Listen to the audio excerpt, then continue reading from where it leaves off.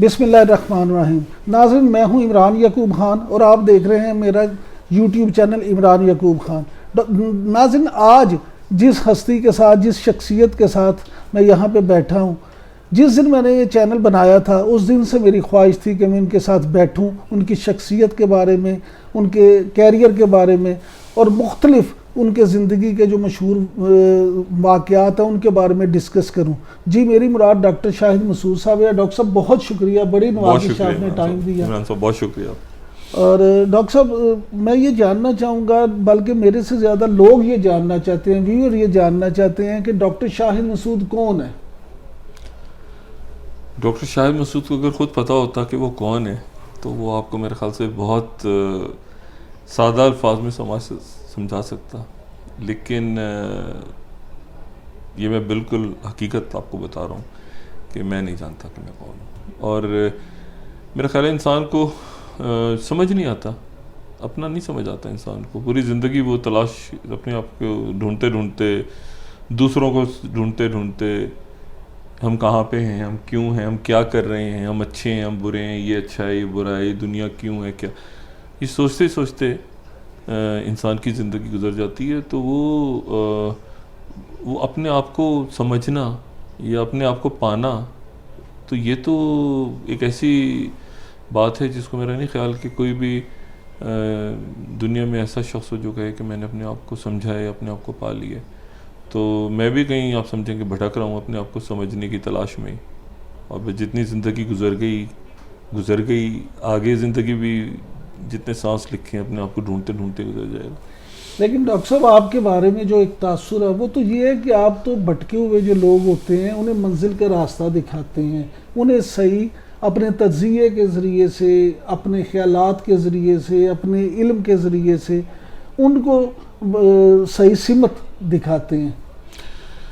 عمران صاحب، یہ تو اب اس کا دار و مدار تو اس بات پہ ہے نا کہ میں وہ اپنی کوشش کر رہا ہوں اور میں ان کو دکھا رہا ہوں کہ جی میں یہ سمجھ رہا ہوں کہ شاید وہ بھٹکے ہوئے ہیں اور میں انہیں سیدھا رستہ دکھا رہا ہوں. لیکن یہ بھی تو ممکن ہے کہ میں خود ہی غلط رستے پہ ہوں اور کوئی دور بیٹھ کے یہ سمجھ رہا ہو، یہ سوچ رہا ہو یا دیکھ رہا ہو کہ یار کسی طرح ڈاکٹر شاہد سے میری ملاقات ہو تو میں اس سے بتاؤں کہ وہ تو خود بھٹکا ہوا ہے.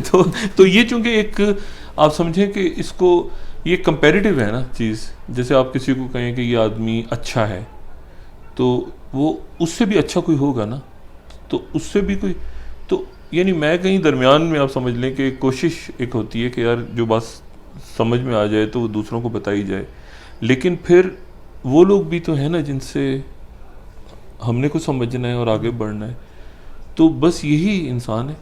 اور اسی میں آپ کو جب اس بات کا اندازہ ہوتا ہے زندگی میں، میں اپنی ایک بات کر رہا ہوں یا دوسروں کی، انسان جب یہ سمجھ پاتا ہے نا کہ مجھے زندگی کیسے گزارنی چاہیے، جس وقت اس کو خیال آتا ہے، وہ ایک اپنی طبعی عمر اس کی جو بھی ہے، یہ نہیں کہ کوئی ارلی ایج میں، ویسے تو سانس کا نہیں پتہ ہوتا، لیکن انسان جب زندگی میں سمجھتا ہے نا کہ زندگی کیسے گزارنی چاہیے تو پتہ چلتا ہے اس وقت ٹائم ہی ختم ہو گیا. مطلب بچپن کیسے گزارنا چاہیے اس کو پتہ چلتا ہے جب بچپن گزر چکا ہوتا ہے. لیکن لڑکپن کیسا انجوائے کرنا ہوتا ہے اس وقت آپ کو پتہ چلتا ہے جب لڑکپن گزر چکا ہوتا ہے. یہ تو پڑھائی کرو، یہ کرو، وہ یوں نہیں کرنا، ایسے نہیں کرنا، بچوں کے ساتھ نہیں کھیلنا کھلونا، اسکول جانا. یہ جوانی جب گزر جاتی ہے تو آپ کو پتہ، آپ کو یاد آتا ہے کہ او یار یہ تو اس طرح کرنا تھا، اس وقت کرنا تھا ہمیں. وہ تو ہے منی نیازی صاحب کا ہمیشہ دیر کر دیتا. وہ تو زندگی بھی ایسے ہی ہے. یعنی آخر میں بندہ سوچ رہا ہوتا ہے یار میں نے اس وقت کاش میں اس وقت ایسے کرتا، کاش میں اس وقت اس طرح کر لیتا، میں ایسے کر رہا ہوتا اس وقت، یار بڑی انرجی تھی میرے پاس، غلط فیلڈ میں چلا گیا، یہ میں نے غلط کام کر لیے.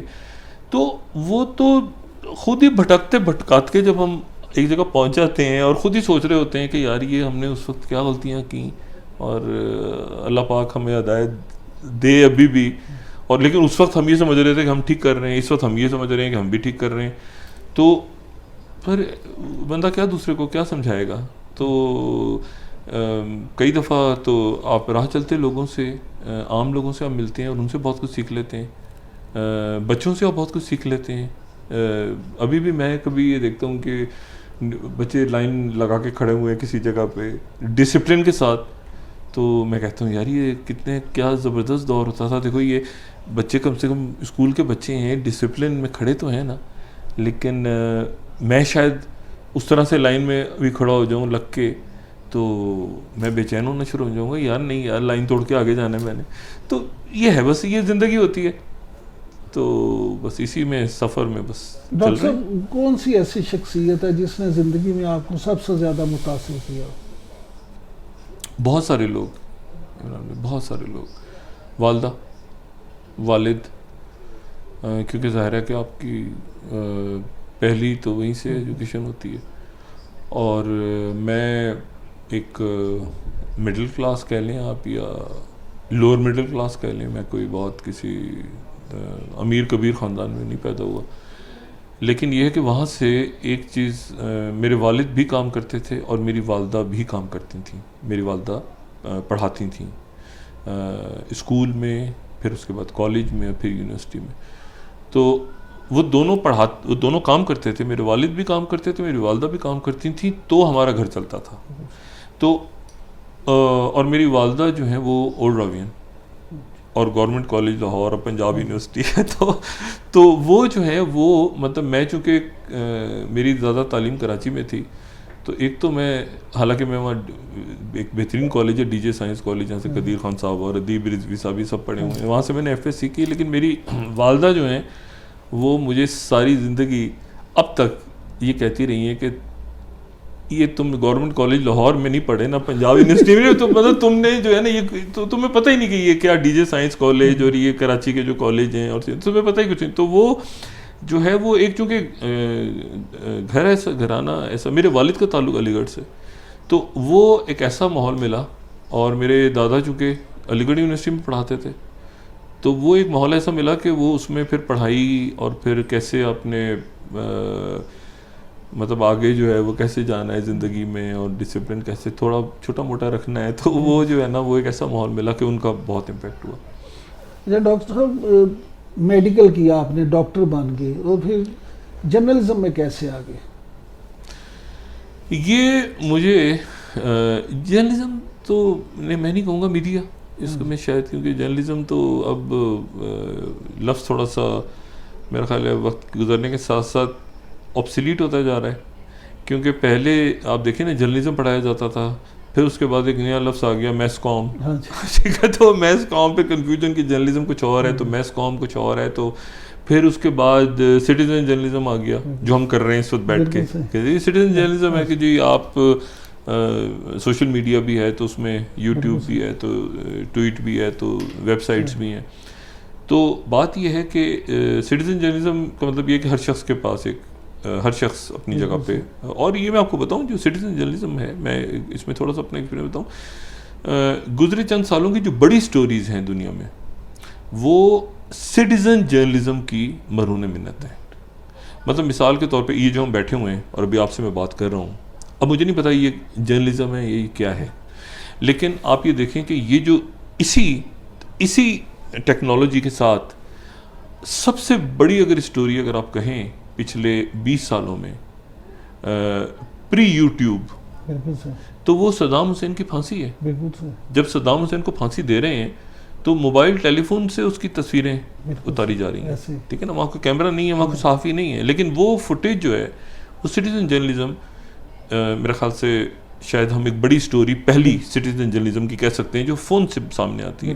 اسی طرح سے آپ قذافی کو دیکھ لیں گے, جب قذافی کے آخری مومنٹس ہیں تو وہاں کوئی صحافی نہیں ہے, لیکن فوٹیج آپ کو نظر آ رہی ہے ٹیلی فونوں سے بنی ہوئی, جس سے دنیا کو پتہ چل رہا ہے کہ آخری منٹس میں قذافی کی ڈیتھ کیسی ہوئی. اور اب تو ہم دیکھیں کہ سوشل میڈیا, سی سی ٹی وی فوٹیج, اس کی ہم مین اسٹریم میڈیا پہ سارا وہی چل رہا ہوتا ہے.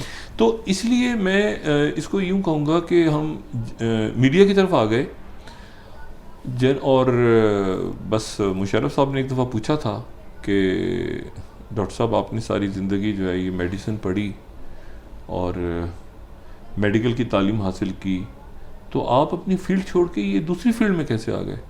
تو لائیو انٹرویو جا رہا تھا, تو میں نے کہا جنرل صاحب یہ سوال آپ کر رہے ہیں کہ ساری عمر کچھ اور پڑھا تو پھر کچھ کہیں اور آگے کرنے کے لیے. تو پھر وہ تھوڑی دیر 2-4 سیکنڈ بعد جنرل صاحب ہنسے وہ کہتے ہیں نہیں اور کام بھی کرنے چاہیے بندے کو آتے ہیں. تو میں نے کہا جی تھینک یو سر.